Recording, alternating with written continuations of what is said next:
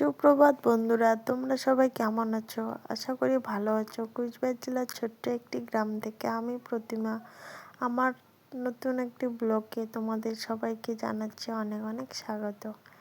তো আমি কোলান থেকে আসলাম, দেখলে তো কতটা কুয়াশা পড়েছে। তারপরে তাড়াহুড়ো করে তো বাড়ির সব ঝাড়টা দিয়ে এই যে ঘরটা আর কি মুছতেছি। তারপরে আজকে আবার নিরামিষ অনেক কাজ আছে, তাই তাড়াহুড়ো করে ঘরটা মুছতেছি। ঘরটা মুছে কমপ্লিট করে আবার হাঁড়ি মাজতে লাগবে, গ্যাসটা ছিল মুছতে লাগবে। জানোই তো ছোটো বাচ্চা আছে, তার সম্পূর্ণ কাজ কমপ্লিট করে রান্না করে আবার আমাকে ধান বাঁধতে যাবো আর কি। এই যে এদিকে আমার ননদ আর আমি দুজন মিলে ধান বাঁধতেছি। ধান বাইতে আবার বাড়িতে নিয়ে যাব। ছোট ছেলে থাকলে যা হয় আর কি, তাড়াহুড়ো করে বাঁধতেছি, আমার মনের মধ্যে টেনশন, ও কান্না করে নাকি। এইভাবে তাড়াহুড়ো করে সারাদিনগুলো আমার কাটে। আমি নতুন ব্লকে, তো আমাকে সবাই একটু পাশে থেকো, যাতে আমি পরবর্তীতে এগিয়ে যেতে পারি। এটাই তোমাদের কাছে আর কি আমার চাওয়া।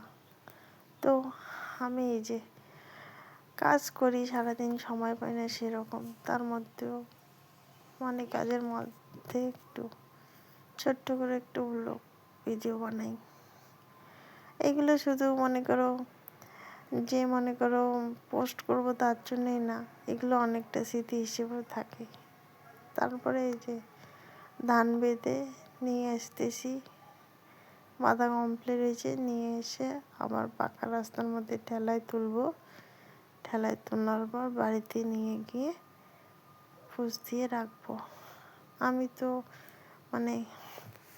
হাত দিয়ে ডাঙাইতে পারবো না, তাই গাড়ি নিয়ে এসে গাড়ি দিয়ে ধানগুলো ডাঙাবো, ডাঙিয়ে নেব। তারপরে এখানে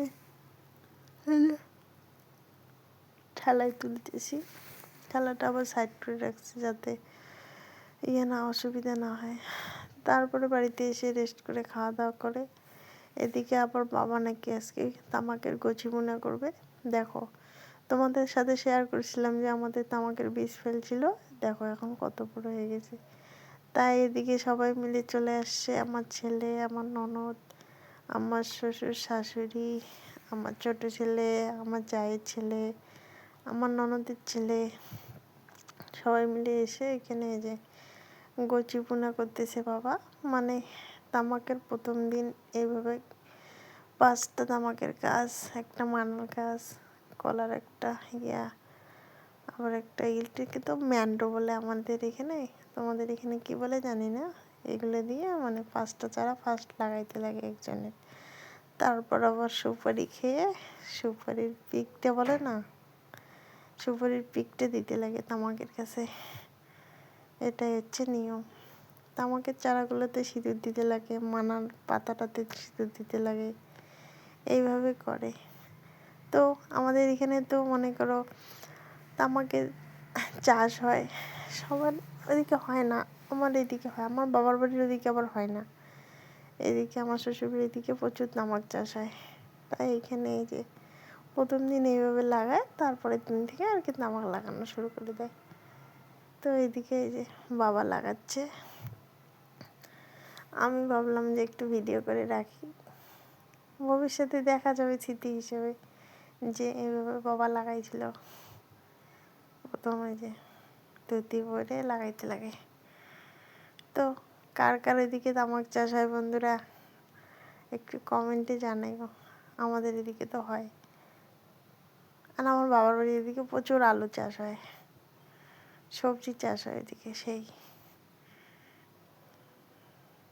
দেখো কিভাবে লাগাইতেছে চারাটা। এখন আবার এখানে সেইগুলো দিবে। এই যে এটা আমাদের জমি, এদিকে সম্পূর্ণটাতে তামাক লাগাবে বাবা।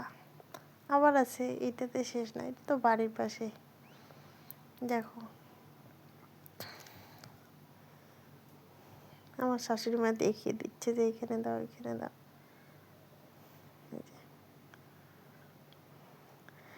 আর একটা মজার জিনিস কি জানো, মানে আমার শ্বশুর শাশুড়ি কিন্তু মানে সুপারি চিবিয়ে খাইতে পারে না, মানে দাঁত অনেকগুলো ভেঙে গেছে তো, তাই মা এই যে এইটাতে করে সুপারি মানে গুঁড়ো করে নিয়ে আসছে, বুকানো সুপারি।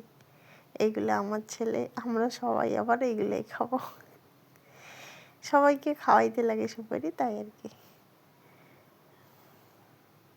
তো আমি নতুন ভিডিও করতেছি, দেখো কেমন লাগে। যদি একটু ভালো লাগে আমার লাইক কমেন্ট করে আমার পাশে থেকো প্লিজ, আমি যাতে ভবিষ্যতে আরও এগিয়ে যেতে পারি, এটাই আমার তোমাদের কাছে পাওনা।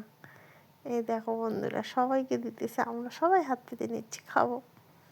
তারপর বাবা এই যে সুপারি খেয়ে তামাকের গাছের মধ্যে পিট দিচ্ছে, যাতে তামাকের রঙটা ভালো আসে, তার জন্যে। এগুলো আমাদের পূর্বপুরুষ থেকে নাকি ওদের করে আসে, তো তাই বাবাও করে, সবাই করে আমাদের দিকে।